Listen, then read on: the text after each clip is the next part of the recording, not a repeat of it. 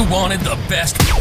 You've got the best podcast. The hottest podcast in the world. The Chris Voss Show, the preeminent podcast with guests so smart you may experience serious brain bleed. The CEOs, authors, thought leaders, visionaries, and motivators. Get ready. Strap yourself in. Keep your hands, arms, and legs inside the vehicle at all times, because you're about to go on a monster education roller coaster with your brain. Now, here's your host, Chris Voss. Hi, folks. It's Voss here from the ChrisVossShow.com. Coming here with another great super podcast so we can share all the wonderful things we're learning all the times. And, of course, we need to cue the famous Iron Lady. There you go, ladies and gentlemen. She's always there for us on all the right moments. So, as always, we bring you the most smartest people, the brilliant minds of the show. All the people that, as you get to know them, you're going to be like, oh my gosh, I'm going to be so much smarter because of these wonderful, brilliant authors we have on the show. Go to goodreads.com/Chris Voss, LinkedIn.com/Chris Voss, Chris Voss one on the TikTokity. And if you want to buy me a coffee, you can go to buymeacoffee.com/Chris Voss. As I always say, people are the sum of all their stories collected on their journey through life. Stories are the fabric of who we are, and we have somebody who's coming on the show to share who she is and her amazing hot new book that's just off the presses, February 27th, 2024. It's called Purposeful Health, an Intentional Guide to Personalized Wellness by Katie Molumby. She's going to be joining us on the show to talk about it and give you the insights and stories of her life. She's a certified health coach and author of the best-selling book aforementioned.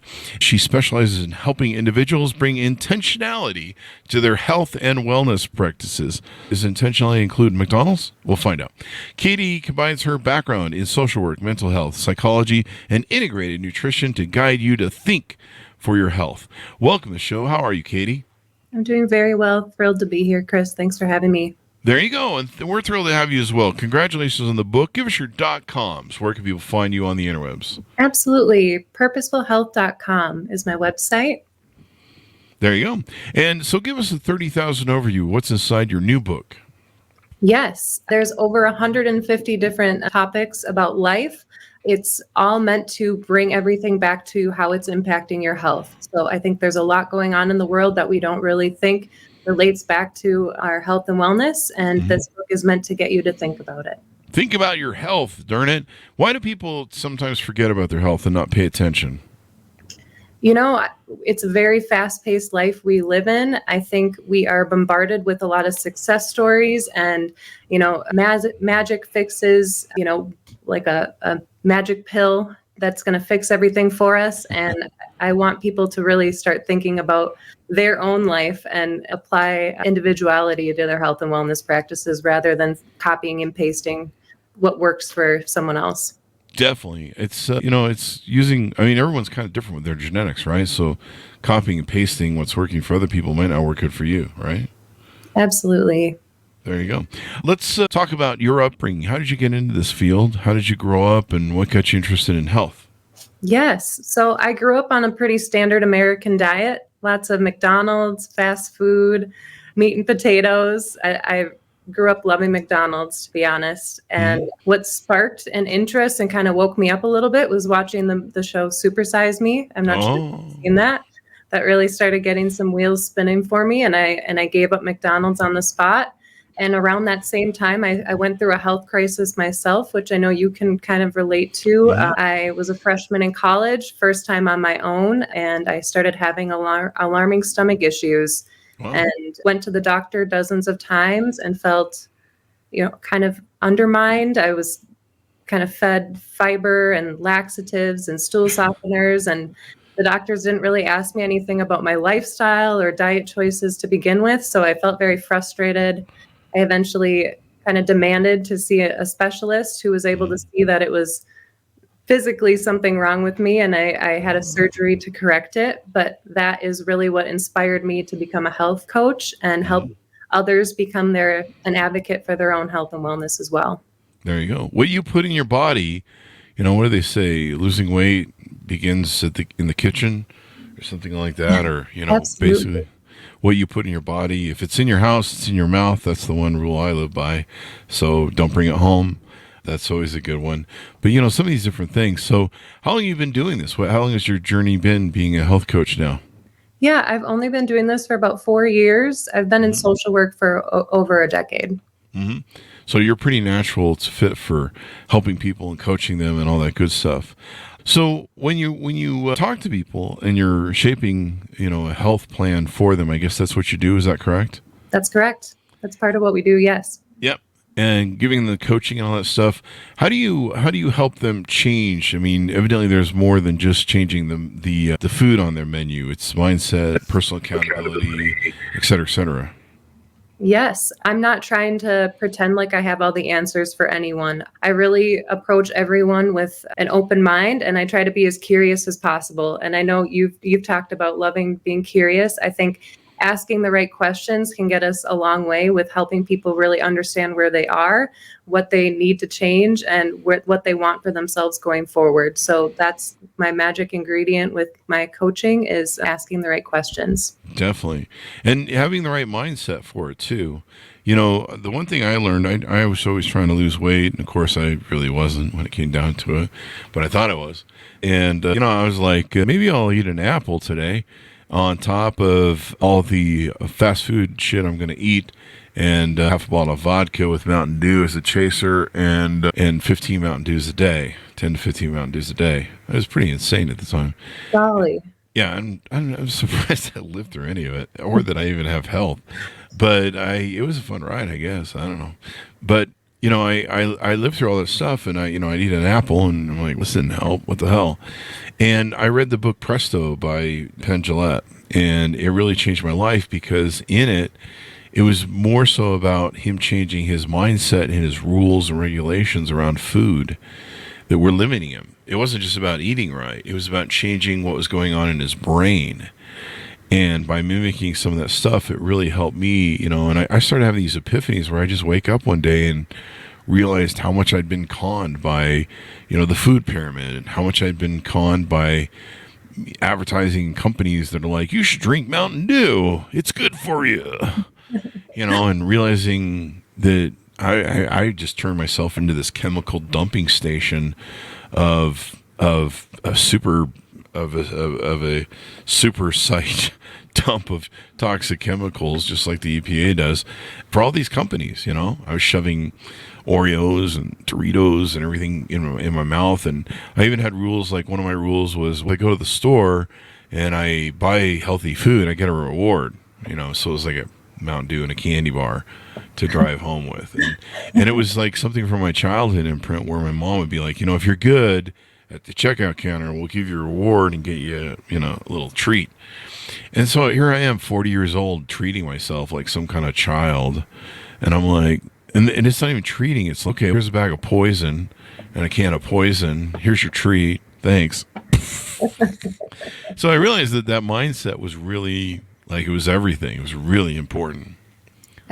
You're so right. One of the chapters of my book is called Health is an Inside Job, and it talks all about that.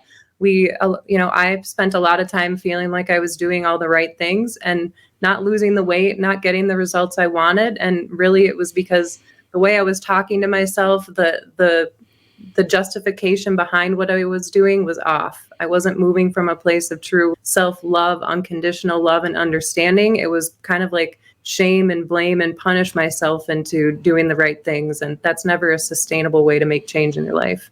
There you go. Yeah, because it's not very motivating. And when you feel good, I started feeling better, eating better, and feeling well, and then seeing the weight just drop off the scale. I mean, I was just like, okay, this is fun now. And, at first I quit the Mountain Dews, and then I started making salads and kind of became veganese. So I don't even know what venue of the 50 trillion variations of veganism there is. And anytime I try and identify one, I get sued by some group. Anyway, boy, they get militant about it. They really do. They're like, no, if you had eggs, then you're over here, and then if you eat fish, you're over here. And it's like, all right, I ate more salad. Okay, is that making people happy? You're a plant lover. It's okay. Yeah, at least for I was gay for the stay, basically. Now I still eat salads, though not quite as much because I'm lifting weights. But I lost 100 pounds in Wow. 3-4 months, really fast. Oh my goodness. And yeah, I mean, women hated me online because I would post my scale every morning, and I'd drop like 3 to 4 pounds. But I mean, that's how heavy I was. I was almost 400 pounds, and I'd been drinking so much Mountain Dew. I was probably just, I don't know, half my fat was Mountain Dew fat. So it was just falling off of me, but it makes all the difference. You talk about how you delved into over 150 areas of health over 10 months, traditional self-care practices and other things, social work, psychology, mental health, and nutrition. What were some of the things you found, and how did that shape your work? Absolutely. I found that health is a lot more than just what we eat. It's a big part of it. Exercise is another big part of it, but there's a lot more to it. I think a lot of people, again, we're fed so much on social media these days, and just the world we live in. We see someone thriving and healthy, and we think, I'm going to do exactly what they're going to do, and I'm going to get the same results. And most people end up feeling very defeated shortly after. It's not sustainable for them and their preferences or their lifestyle in general. Really just taking in this book will get you to examine over 150 different areas of life. I mean, are you a jealous person? Do you have competitive nature? What traumas do you need to heal from? It really just I'm not pretending to have all the answers, but I get you to think about a wide array of topics and how they can be impacting your health and the way you're living your life. Oh, wow. I never thought about that. Traumas could affect how you're eating and stuff. I know one thing about people that are in rehab is a lot of and people that are overweight is a lot of them experience sexual trauma as a child. And so one of the reasons they become overweight is they're trying to make themselves unattractive to potential assaulters. It's kind of like a defense mechanism in some way. And then, of course, they're eating over the anxiety and the unresolved trauma and stuff. But I never thought about that. Wow, yeah. I mean, people probably use food as a way to cope sometimes, Absolutely. mechanism. Absolutely. And, definitely a reason to get into therapy. But I never thought of it that way. I mean, I was probably coping with some of my childhood trauma and just coping with, I don't know, me being a jerk. Most of the time is by eating, it's crap. The dopamine that you get from, these fast food meals and stuff are chemically made to basically give you dopamine hits, just like heroin or, any one of these drugs that are out there on the market. Not that I take any, but they're designed to hack your brain and trigger those responses to where you're like, I want more. Absolutely. Yep. The scientists are doing their jobs. They're making it as addictive as possible and giving us that immediate dopamine hit with making it taste as good as possible. It's bright colors, artificial flavors that are going to pop and your eyes are going to think, wow, that looks delicious. Yeah. I mean, Mountain Dew's got that bright, radioactive sort of color, and they always have Baja Blast is kind of cool looking, and you're just like, that looks like fun to drink. Let's put that in my stomach. And absolutely. An hour later, you're like, I used to live on like Tums and Rolaids like 24/7, especially at night. I was always like 5 or 6 times a night rolling over in bed to grab some Rolaids. Just my stomach was being eaten alive. I think for a lot of years, I think I damaged at one point that little flipper that's on your stomach that seals in all the stuff that's in your stomach. And for a long time, I couldn't sleep. If I ate too soon, I couldn't sleep on my right side, I believe, or else it would all come up somewhere in the middle of the night. Now that's all seems to have healed up, or I don't know, I'm just died inside probably. There you go. Miracle. Yeah. But, I seem to have really good health. So either I'm going to be one of those people who has really good health all their life, and then one day I'm just going to fall off a cliff, or I don't know, a bus will hit me tomorrow. So why is it important to have a health coach and not try and do all this stuff yourself? Absolutely. You can try. I would say there's nothing against trying to do it on your own, but I think all of us at some point in our life could use a health coach. Mm-hmm. The stuff we're getting at the FaceTime with our doctors is very minimal. They're not really going to be able to dive into your lifestyle choices in that 15 minutes or less of that conversation that you're going to have with your doctor, and a health coach and really cover all of those areas that you're not going to get with your doctor. What are you eating? How are you sleeping? How are your relationships? All of the things that are outside of taking a pill and, having a diagnosed condition. The health coach can really bridge those gaps. I'm not against doctors. I'm not, diminishing your need for a doctor by any means. I collaborate with doctors. I want to help them write a care plan for their patients, and I want to help them kind of the clients' patients follow through with those. So I hold my clients accountable. I bring that accountability and motivation piece, but the doctors they're not trained on how to assess lifestyle choices or how those are going to impact health overall. They're going to make a diagnosis and treat with a medication most likely. So yeah, they're mostly just always throwing the pills at you instead of, a lot of the, like I said, I was going through a lot of Rolaids, and, I probably could have went to the doctor and said, hey, I'm going through a lot of Rolaids. Do you have something prescription level, that could fight off all this Mountain Dew I'm drinking? And, they probably would have given me something that, I don't know, man, it has some side effects or something. And in reality, the doctor should just, said to me, hey, dummy, it could be the Mountain Dews, you idiot. Absolutely. Yep. Let's start there with the case of Mountain Dew a day. Yeah. And that's what I did. And then, all of a sudden I noticed the Rolaids bottle one day sitting in the drawer, and I'm like, I haven't touched that in months. Oh, it was all the crap I was eating, and I started eating salads and eggs and doing what I call live fresh foods, where I only would go around the store part where there's the live fresh foods, and that's all I'd buy, and then I'd leave. And that was another trick I had. Don't go down the aisles, the bad aisles. Stay on the outside of the store where the live food is. I love that. That's good. That's a good method. Yeah. So what about exercise and weight? How do you help people not only with diet, but help keep them on track with exercise and weight? Yeah, everyone's different, but it starts with really figuring out what you enjoy.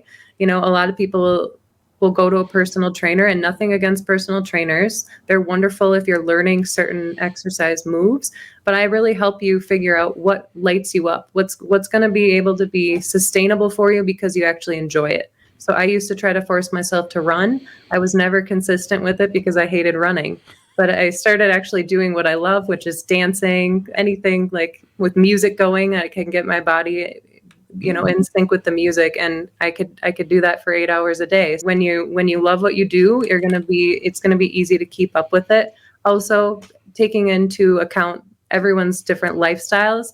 Some people force themselves to go to the gym, and they'll drive half hour, 45 minutes one way to go to a gym, and they spend so much time on the drive that they only do it once or twice a week. And really, there's capability for anyone to find a pretty easy and effective workout routine right in your own home. So really trying to figure out what's going to make it the most sustainable for you and the easy to access. There you go. I have a treadmill at home, and then I have some little weights. And so if I can't get to the gym or something, then I'll try that. I usually like to go at night when, a lot of people, they don't like to go to the gym. They feel intimidated. I think a lot of women don't like going to the gym because, there's a bunch of weird guys looking at them, and, sometimes that competitive nature with women and stuff. And, I always go to the gym, man. Whenever I see somebody really large like me walking around, and I used to be larger when I go to the gym, and, you can tell they're not regulars at the gym. They're not your usual people that are there. I think they should have like somebody who goes around and gives those people a hug and says, we're proud of you for showing up, man. Keep showing up. Because those folks need that. I know how hard it is when you start going to the gym and every day you're like, I don't want to go again. And one of the tricks I learned is I just go to the gym. If I don't feel like I'm in the mood, I just go. And I go, okay, great. You feel like shit. So we're going to go sit in the massage chairs and maybe the sauna. And maybe we'll lift a couple weights. So we're just going to go anyway. And I know you don't feel like going. There's some times where I just felt like shit. Sometimes I just beat up from a couple days before. And so I'll go to the gym, and then I'll just go sit in the massage chair, and massage chair will work me out. I'll go sit in the jacuzzi, or not the jacuzzi, the sauna. The sauna will start loosen up all those muscles. And then I'll be like, I'll go do a machine, And I'll do a machine, and then something about me walking in that place, like stuff just kicks into gear. Absolutely. And pretty soon you're doing the things, and maybe you're having an off day, so you're maybe not doing everything, but you just kind of go, okay, we'll take the weight down 20 pounds, and let's go through the motions, and you're at least doing something. But then you're not You're not sitting at home kicking yourself going, I'm such a lazy jerk. Could have gone to the gym. Yeah, no, just taking out the guesswork, just force yourself there. You don't have to, run a mile or do anything too intensive, but just start warming yourself up, and it feels easier as you go. I love that. Yeah. Sometimes I just go, I don't have my bathing suit with me, so I'll just go sit next to the jacuzzi and I'll put my legs and feet in the water. And boy, that gets, the blood going and your feet kind of relax. And there's a lot of, what do they call it, chakra points in your feet. Oh, yeah. So sometimes that just kind of gets you going. You're like, I kind of feel like doing whatever. But it's kind of like one of those old things. Half the battle is showing up. It's kind of that same way for the gym. Absolutely. I feel the same way when I get off of work. Half the time I don't want to exercise, and I just force myself to get into my workout gear. Once I'm all dressed up, and it's what am I going to do now? I have nothing else to do but actually do the work. Go to the gym. Yeah. And I love to go at night, in the middle of the night. Like I kind of have my own schedule, so I can do that. But I really like to go at night when it's just me and there's 5 other people in the gym. I really enjoy that time. I don't have to fight anybody for weights or wait for anybody, and I can kind of just mosey about the gym. I don't have to rush myself too much because I'm trying to catch whoever gets off the next machine, and I really enjoy it. I don't know if I could move into a gym and just kind of live there and just kind of let's go lift some stuff every now and then. Maybe that's what I should do. But having a home thing does. So let's move on from your book to what you do on your website and some of the services that you offer and how you do that over there. Sure. Yeah. I have a little bit of everything going on. We do individual services, one-on-one, another an hour session. We also do group sessions. We have workshops. There's a program, a 3-month program, so a 90-day program where you can get really intensive with it, stay consistent. That's where you're going to see the most results. And there's a lot more in the works. I'm working on some more programs to help better my clients and really streamline the process. There you go. Looks like you got quite a few different variations of health. So you got health history intake, returning single health consultation, birth chart, and life purpose reading. So some people are like into that sort of stuff and maybe trying to help figure out their life purpose and things. Yes. Yep. Just asking questions about, again, I'm not going to tell anyone what their life purpose is, but we'll go through and I'll ask the right questions and they can draw those conclusions for themselves. There you go. My life purpose is never drink Mountain Dew again. Dude, I got to tell you, after quitting Mountain Dew, and every now and then I'll just go have one for shits and giggles, like really rare, like once every 6 months. And I'm just like, how in the hell did I consume 10 to 15 of these a day? I seriously was going through cases of it.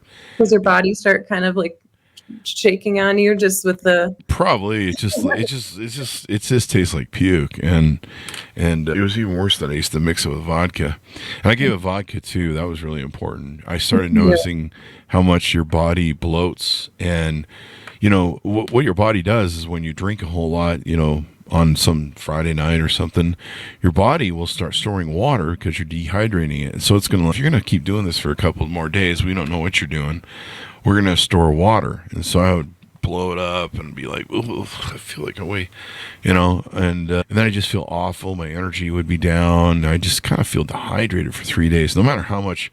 I mean, it used to be a game that I could play with vitamins and B vitamins and what's those other things, potassium and salt and stuff, electrolytes. But then it just became like those weren't working anymore either. It's like, we're just going to put you through a personal, ugly pain, misery, and dragging for 3 days if you want to have a couple hours of fun on Friday. And so I was like, okay, I get the message. Get the message. We did this for 20 years. We had our fun. Fun time's over. Let's enjoy life. And, you just started listening to your body and getting in tune. I think there's something really important to getting in tune to your body. And that's kind of when my changes started to happen, when I started making changes. That's really important and it's super powerful. I can relate. I used to be a bartender. I worked at a microbrewery. Beer did not do good things for this body. I looked a lot older than I do today. I've cut out alcohol as well, and it's been one of the best things that I've done for just in general how my body feels on a day-to-day basis. And it's so funny when I go out now, like bartenders hate me because I always order Cokes or Sprites. I'll have a Sprite with a lemon lime on it. And you didn't drink anything? And I'm like, I don't drink anymore. And they always give you that look like, oh, you're a recovering alcoholic. I get it. And I'm like, no, I'm actually fine. I just quit it voluntarily. And then they really look at you askance going, are you serious? What's wrong with you? What kind of weird person are you? You gave up alcohol just for fun? just because you were tired of hangovers? Like, what kind of weirdo are you? But it's so wonderful, and I tell people, get rid of it. I mean, it's basically the way you get drunk is you toxify your brain and body. You poison it. Absolutely. Your brain's swelling. That's, yeah.